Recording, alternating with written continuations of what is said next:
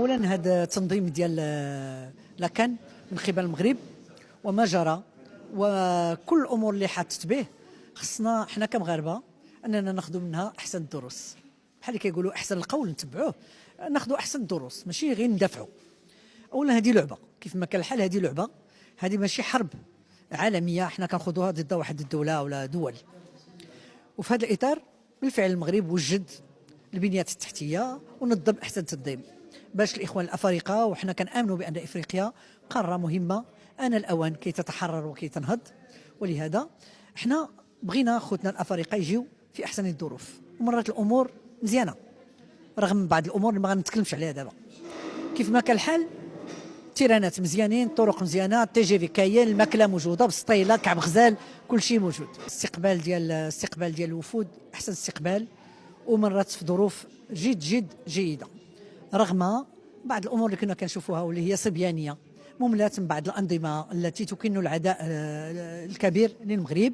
حنا عارفينها، اللي مثلا كان واحد الصحفي كيمشي حدا الطرود الزبل باش ينقل المباراه في الوقت اللي كان عنده فين ينقل الزليج المغربي وينقل الاضواء المغربيه وينقل الاجواء، لان الشعب الجزائري توا بغى يتفرج.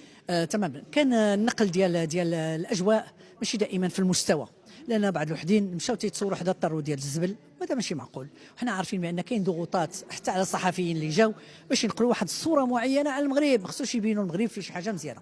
حنا كمغاربه كنا مفتخرين، كنشوفوا التي جي في وكنشوفوا الاوتيلات مزيانين وكنشوفوا الملاعب مزيانه وكنشوفوا الظروف ديال هذا، كنقول الحمد لله المغرب غادي يرفع راسو وغادي يبين لافريقيا اش يمكن لها تدير، ماشي غير في مجال الكره، في مجالات اخرى. وكاين مجالات ديال التعاون، المغرب راه عنده اتفاقيات مع اكثر من 30 دوله افريقيه، وهذا الشيء قلنا غادي يزيد يقوي هذه العلاقات والبناء، وحتى البناء ديال المغرب الكبير اللي حنا بغيناه في الضفه الجنوبيه ديال البحر الابيض المتوسط، باش نقدر نكونوا كقوه امام هذا الغرب المتغطرس واللي اليوم كيعرف نهايه مرحله. حتى اوروبا راه كتنهار، ما بقاش فيها التصنيع كيف كان، ما بقاش فيها هذا، وكانت كتحمى بالدرع النووي ديال امريكا وتخلات عليها، دابا غادي باغيه تتواجهها بشكل مباشر. كيفما كان الحال ما جرى قبل من المباراه النهائيه هو انه المغرب انتصر على الكاميرون. فرحنا، قلنا هذه النهائيه احنا ما كناش كنأملوا. الناس اللي كانت كتكلم يعني بوعي وضمير كتشوفوا فرق اللي هي قويه، وما كناش كنقولوا اوتوماتيكيا المغرب غادي يربح، لا ما يمكنش. راه خصنا كل مرحله كيف كان كيقول يعني المدرب الركراكي، راه حنا كندبروا مرحله بمرحله، وكيقول لهم خصكم تقاتلوا وخاصكم هذا باش على الاقل البلد المنظم يوصل لواحد المرتبه مشرفه تماما. انا منين ربحنا في الكاميرون كنت فرحان صافي، قلت لهم يجرى اللي بغى يجرى في الاخير. المهم ماشي هو الكاس، المهم هو اننا لعبنا ووصلنا للنهائي، هذا هو الاساس. لكن وصلنا للنهائي كان جهات، وانا اظن يعني يمكن نكون جازمه ان هذوك الناس اللي بغاو يريبوا لنا الحفله راه كانوا بايعاز من جهات اخرى، وهذاك الايعاز ماشي بالتليفون، بالشيكات وبالفلوس. مع كل اسف هذا العالم فيه فساد ممنهج، حتى العالم اللي كنا كنشوفوه بانه راقي لقينا فيه فساد كبير، ولقينا واحد الجهات كبيره كتمول جمعيات في دول باش تنوض فيها الفضيحه.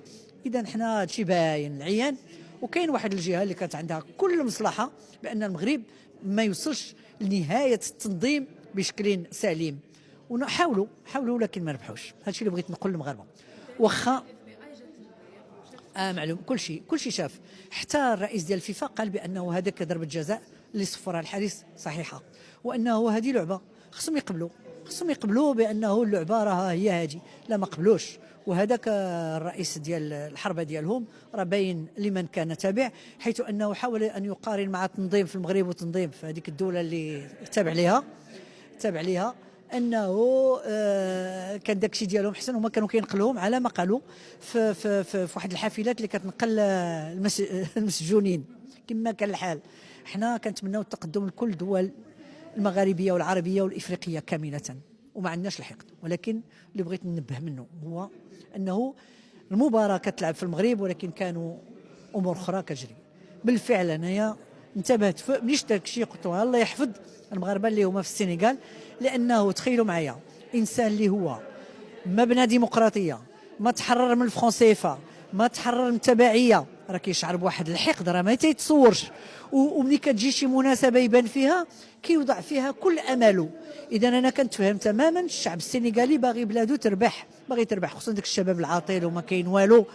اذا ملي شافوا داك الشيء اعتبروا بانهم مظلومين، نوضوا قربله اذا العدو القريب هو المغاربه اللي تما، اللي هما بانين يعني واحد العدد ديال المشاريع ديالهم اقتصاديه وتجاريه تما، وكيتعايشوا معهم منذ عشرات السنين، مئات السنين، انه كنا خايفين. ولهذا شفنا شي صور ديال بعض الطلبه كيقول يا ربي يا ربي دياز ما يماركيش باش ما غاديش. وكانت انا كنظن بان دياز اللي رمى ديك الكره، واخا انا ماشي خبيره في الكره، وشفت وعاودت بحال جميع المغاربه وجميع المتتبعين، انا عطاه الكره في يديه باش نتفادى شي اصطدام ولا شي امور اللي هي غادي تخرج على السيطره.